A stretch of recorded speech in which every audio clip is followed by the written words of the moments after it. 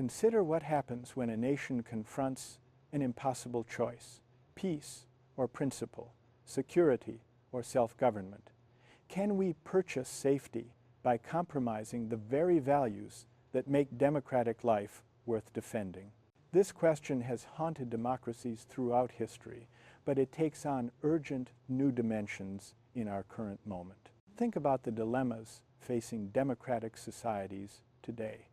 From negotiating with authoritarian regimes, to trading civil liberties for counterterrorism measures, from accepting economic dependence on illiberal states, to compromising human rights commitments for strategic alliances. Democracies repeatedly face a troubling proposition. We're told we must be realistic, pragmatic, willing to make hard bargains. Peace, after all, is precious. Security is essential.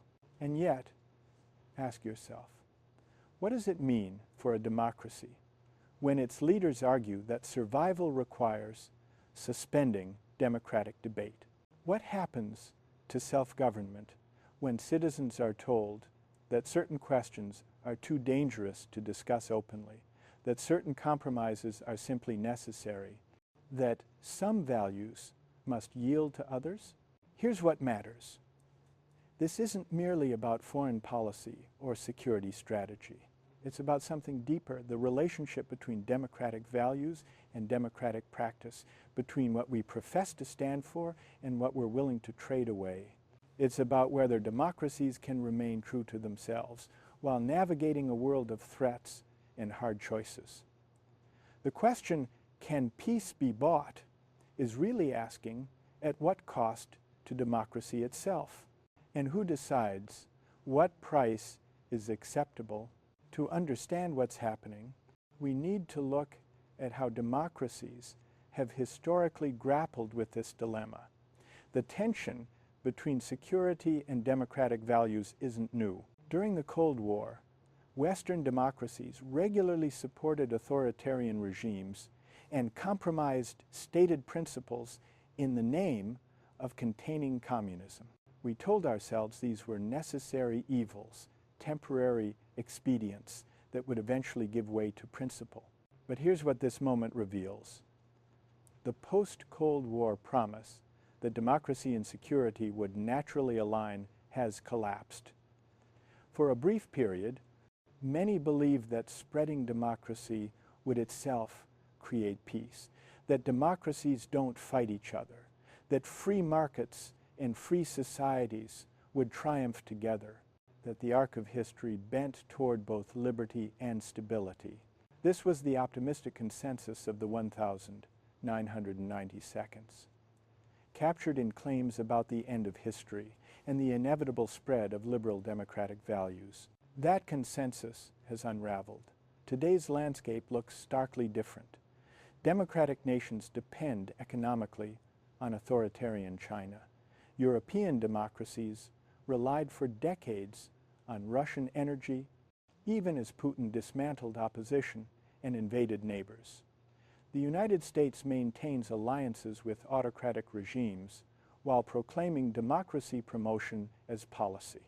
According to recent data from Freedom House, global democracy has declined for 17 consecutive years, even as democratic nations have grown more economically integrated with authoritarian ones. Consider what promises were made versus the reality we face. We were told that engaging authoritarian states through trade would liberalize them, that commerce would bring political reform, that economic interdependence would constrain aggression, that patient diplomacy would gradually spread democratic norms. Instead, autocracies have grown more confident, more repressive, and more willing to challenge democratic nations.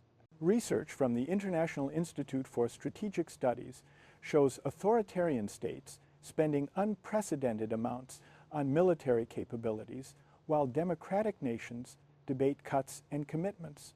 Here's the timeline that matters. After the Cold War's end, democracies systematically reduced defense spending as a percentage of GDP. Germany cut military expenditure from over 2% to barely 1% of GDP. Much of Europe did likewise. The United States drew down forces and shifted focus. Meanwhile, authoritarian regimes, particularly China and Russia, modernized their militaries, developed new capabilities, and tested democratic resolve. Democratic nations prioritized consumer welfare and social programs, betting that the era of great power competition had ended. Now, democracies face a stark choice, or so we're told, to deter aggression, maintain alliances, and ensure security requires increased defense spending, harder bargaining positions, and sometimes uncomfortable compromises. But this comes at a cost. Resources diverted from domestic priorities, partnerships with troubling regimes, and potentially reduced civil liberties in the name of national security. The question becomes, can democracies make the investments and decisions necessary for their defense without betraying the values that define them? What we're seeing here is a fundamental challenge to democratic self-government itself. The dilemma of buying peace or security cuts to the heart of what democracy means and requires. Let me explain why this goes deeper than any particular policy choice. Democracy rests on the assumption that citizens can collectively govern themselves, that through open debate, contested elections, and public deliberation, people can make wise decisions about their common life. But the security versus values dilemma threatens this assumption in several ways. When leaders say certain information must be classified, certain negotiations conducted in secret, certain compromises accepted without full public discussion, they're asking citizens to trust rather than participate in self-government. The message becomes, you cannot know what we know. You cannot judge what we must do. You must simply trust that those with access to classified information will make the right choices. From the standpoint of democratic justice, this creates a profound problem. Justice requires that citizens have the knowledge and power to hold leaders accountable. But how can citizens judge whether a compromise was necessary or merely convenient when they lack access to the information on which such judgments depend? How can we evaluate whether leaders truly exhausted alternatives before accepting an unjust bargain? But here's what this reveals about our current predicament. The problem isn't just about information asymmetry. It's about the kind of reasoning that dominates these discussions. Consider how debates about peace and security typically unfold. Advocates of accommodation present themselves as realists, as adults who understand hard truths, who aren't naive about power politics. Those who argue for principle get dismissed as idealists, as moralists who don't understand strategic necessity, as dangerous romantics who would sacrifice security for abstract values. This framing itself embodies a kind of moral failure. It assumes that being realistic means abandoning moral reasoning, that strategic thinking and ethical reasoning operate in separate spheres, as if questions about what we owe to democratic allies, what obligations we have to dissidents and human rights defenders, what commitments define us as democratic peoples, as if these are luxuries we can afford only when security permits. Ask ourselves, is this really about strategic necessity, or is it about a kind of moral convenience for governing elites? When democratic leaders choose economic ties with authoritarian regimes over solidarity with their victims, when they prioritize cheap goods over labor rights abroad, when they accept dependence on unfree societies rather than bear the costs of democratic supply chains, are these truly unavoidable strategic choices? Or are they choices that serve certain interests while asking others to bear the consequences? What this reflects is a broader problem in how democracies think about security and prosperity. We've developed what we might call a consumerist conception of peace, the idea that security and comfort can be purchased through the right deals, the right compromises, the right balance of interests. Peace becomes a commodity we buy rather than a condition we build through democratic solidarity and shared commitment to certain principles. This echoes earlier periods when democracies compromised principle for perceived advantage. The Munich Agreement promised peace for our time through appeasement. The West's tolerance of apartheid South Africa was justified by Cold War necessity. History teaches that such bargains often prove more costly than the alternatives, both morally and practically. They corrode democratic credibility, embolden autocrats, and ultimately fail even on their own terms. On one hand, we must acknowledge that democracies do face real threats, that security requires difficult choices, that purity in foreign policy can be its own form of irresponsibility. But on the other hand, we need to recognize that the constant invocation of necessity, the perpetual claim that values must yield to interests, itself damages democracy. It teaches citizens that democratic principles are negotiable, that the values we profess are merely aspirational, that when things get difficult, democratic ideals give way to whatever seems expedient. The real issue is whether democracies can develop forms of reasoning that integrate moral and strategic thinking rather than treating them as opposites. Can we ask what security means for a democratic people? What kinds of peace are compatible with self-government? What costs to democratic values are simply too high? The numbers tell a striking story about how democracies have navigated these dilemmas in recent decades and the consequences of their choices. Research from the Stockholm International Peace Research Institute shows that between 1990 and 2014, European NATO members collectively reduced defense spending by over 20% in real terms, even as Russia increased military expenditure by nearly 90% after 2000. This wasn't merely belt tightening, it was a strategic bet that military power had become less relevant, that economic interdependence would constrain conflict, that peace could indeed be bought through trade and engagement. Consider Germany's energy relationship with Russia. By 2020, Germany imported 55% of its natural gas from Russia, with some estimates showing dependence as high as 65% in winter months. This wasn't accidental. It was deliberate policy, defended by successive governments as both economically rational and strategically wise. The argument went, economic ties create mutual dependence, incentivizing peaceful relations. Former Chancellor Gerhard Schroeder famously championed this approach, later joining the board of Russian energy companies. The policy continued under Angela Merkel despite Russia's 2008 invasion of Georgia and 2014 annexation of Crimea. Studies indicate the human cost of such accommodations. According to Human Rights Watch documentation, throughout this period of deepening economic ties, Russia systematically dismantled civil society, imprisoned opposition leaders, and conducted assassinations abroad. Yet European democracies muted criticism, sometimes explicitly citing energy relationships. We effectively told Russian Democrats and dissidents, your freedom matters less than our gas supplies. The pattern extends beyond Europe. Western democracies' economic relationship with China presents similar dynamics.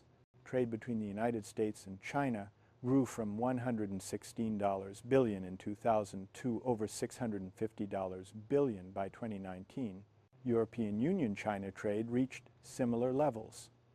This integration was promoted as engagement that would encourage Chinese liberalization. Instead, according to Freedom House's Freedom in the World report, China's political freedom score declined steadily even as economic ties deepened.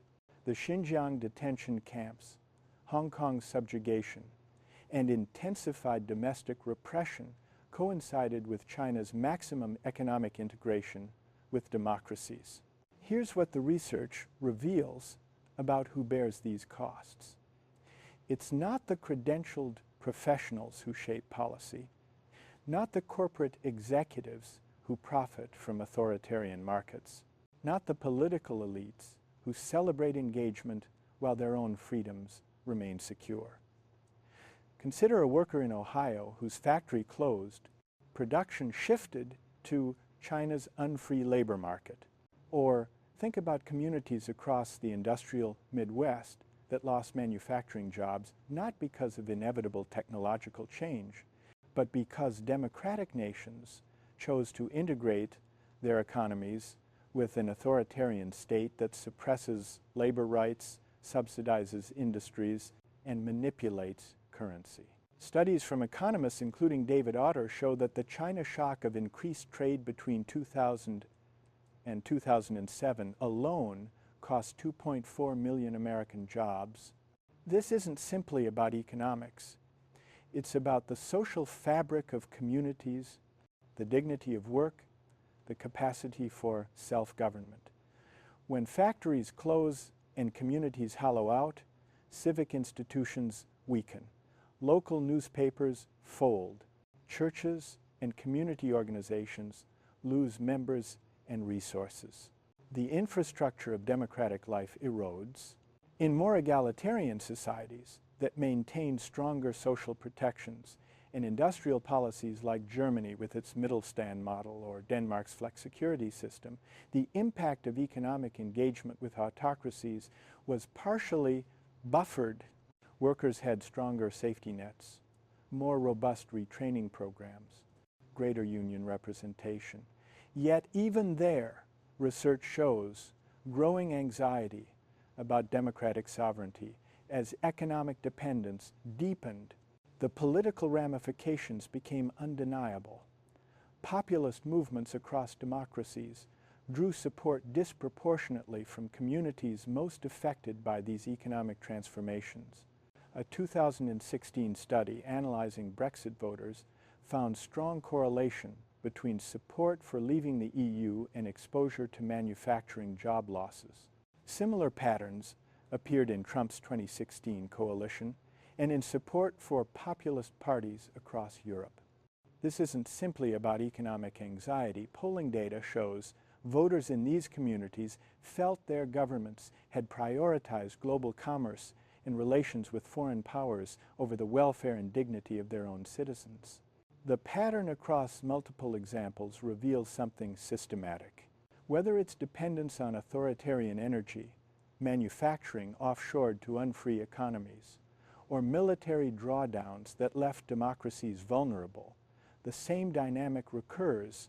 Elites make choices that prioritize certain kinds of efficiency or accommodation, arguing these serve peace and prosperity, while the costs fall disproportionately on working-class communities with less voice in policy debates. This isn't simply about economics or geopolitics.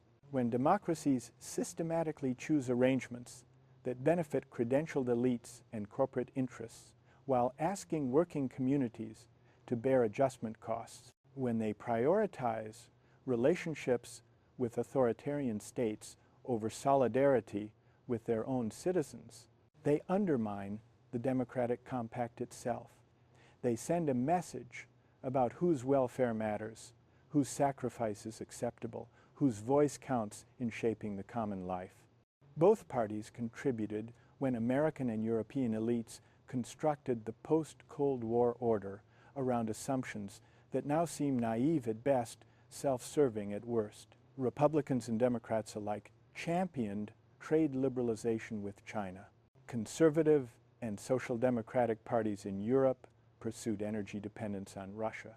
The Washington Consensus on Foreign Policy, the Brussels Consensus on Economic Integration, these weren't partisan positions. They represented a bipartisan, transatlantic elite agreement.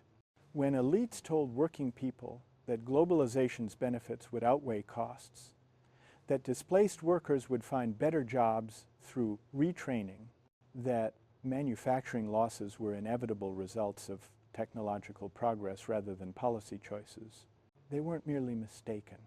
They were expressing a kind of credentialist prejudice, a belief that people with advanced degrees and cosmopolitan networks understood the world better, that technocratic expertise could engineer outcomes without serious trade-offs. Consider the rhetoric surrounding these choices.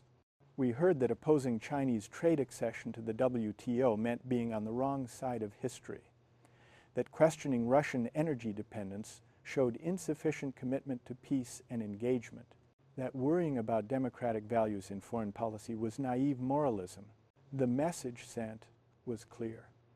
If you question these arrangements, if you worried about their consequences for your community or democratic sovereignty, you simply didn't understand how the modern world works.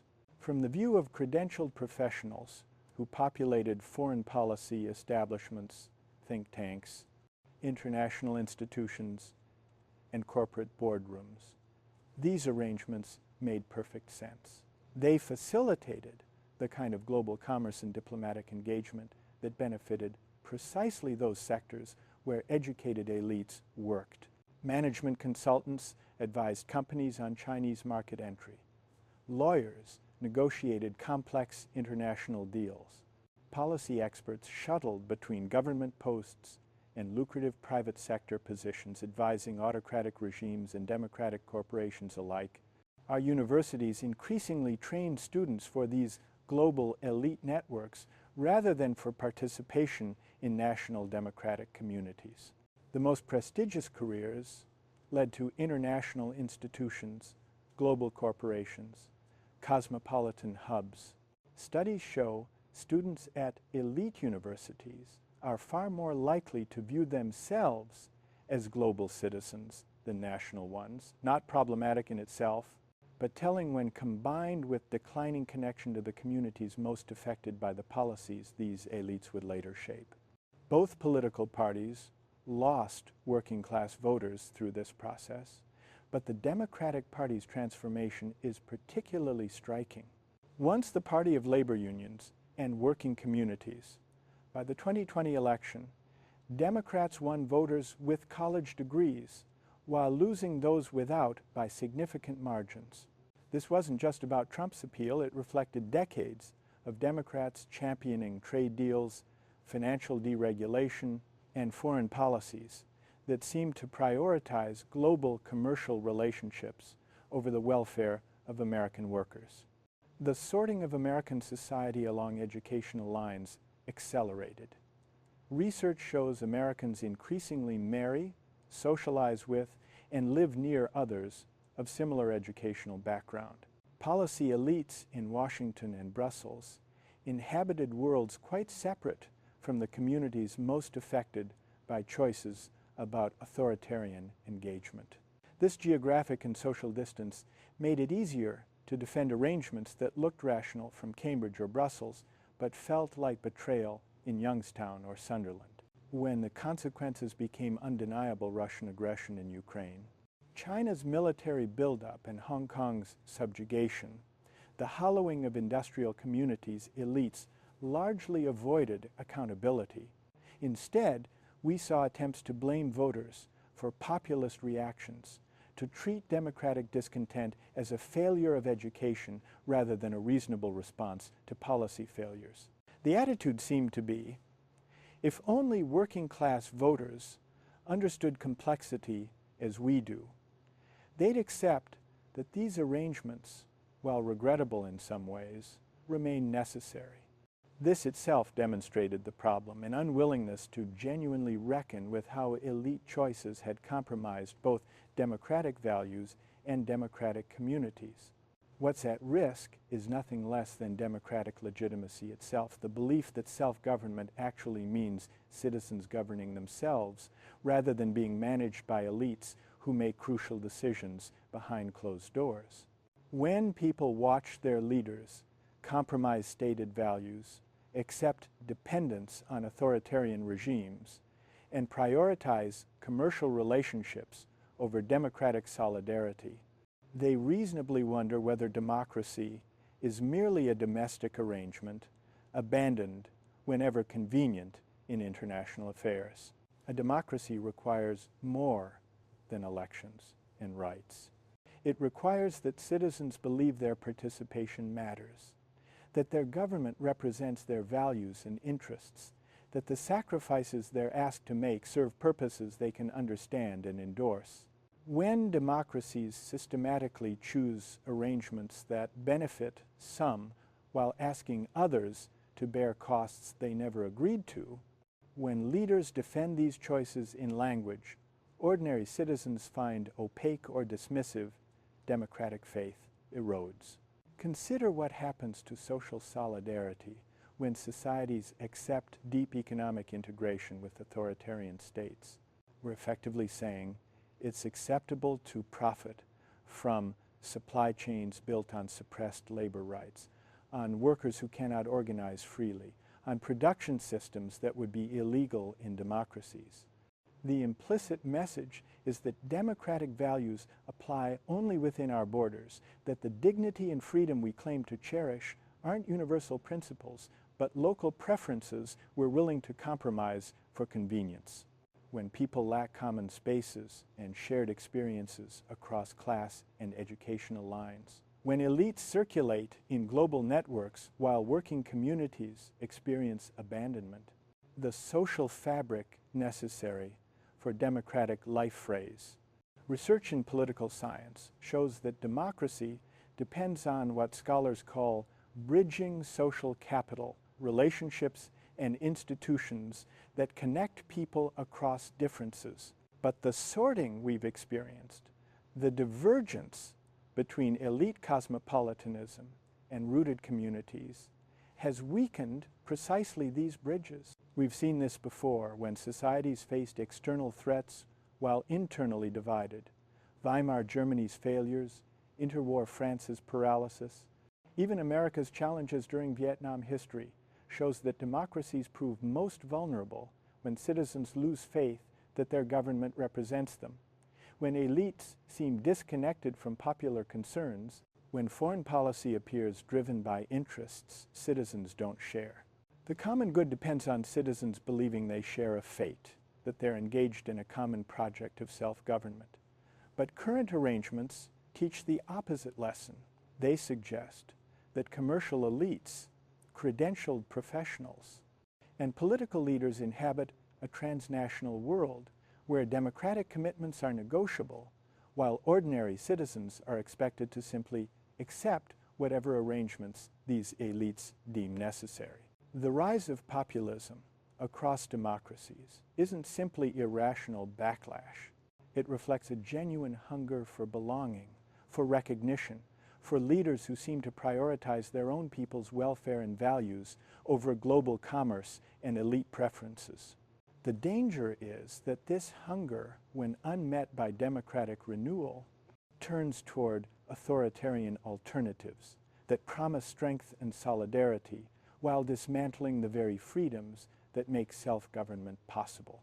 What we need is a fundamental rethinking of how democracies balance security, prosperity, and values, not by pretending hard choices don't exist, but by insisting that democratic peoples make these choices through genuine self-government rather than elite management.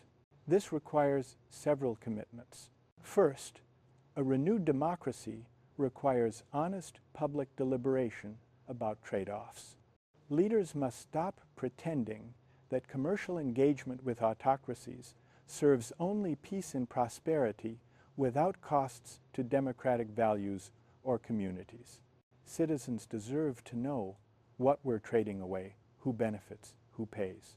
This means declassifying more information, conducting foreign policy debates more openly, and trusting citizens to grapple with complexity. Second, democracies must rebuild the dignity of work and contributive justice.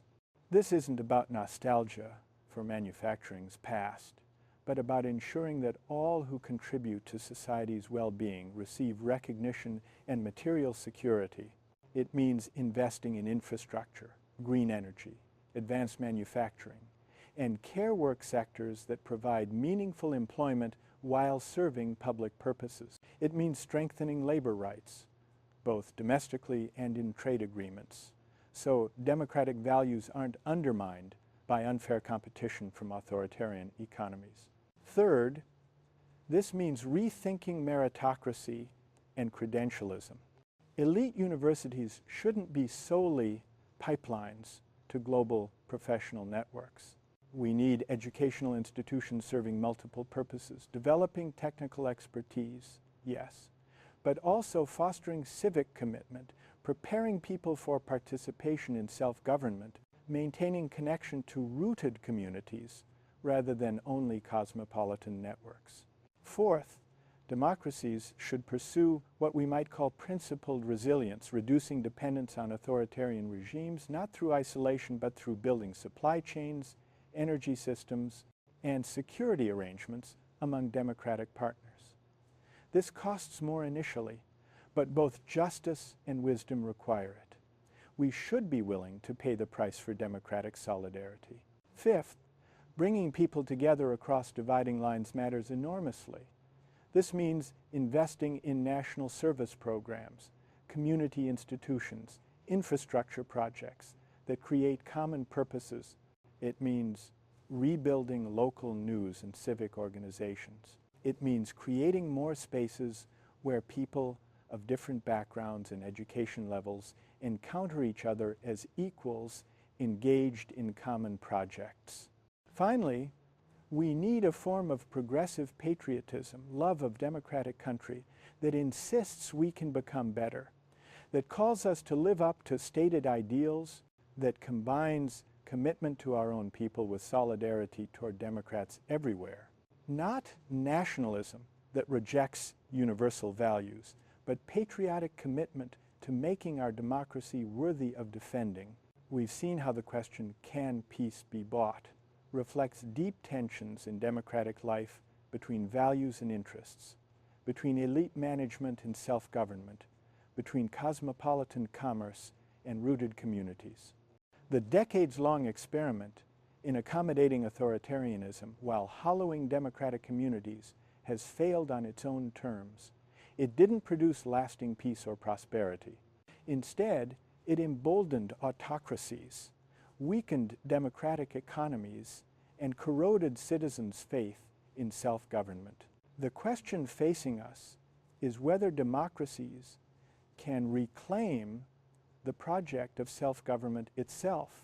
This requires all of us to recognize that democracy isn't only about rights and elections. It's about taking collective responsibility for our common life, including the hard choices about what we're willing to sacrifice, what compromises we'll accept, what values we won't trade away. It's possible to imagine democracies that combine security with principle, that recognize real threats while maintaining democratic commitments, that integrate their economies while preserving the dignity of work and democratic sovereignty.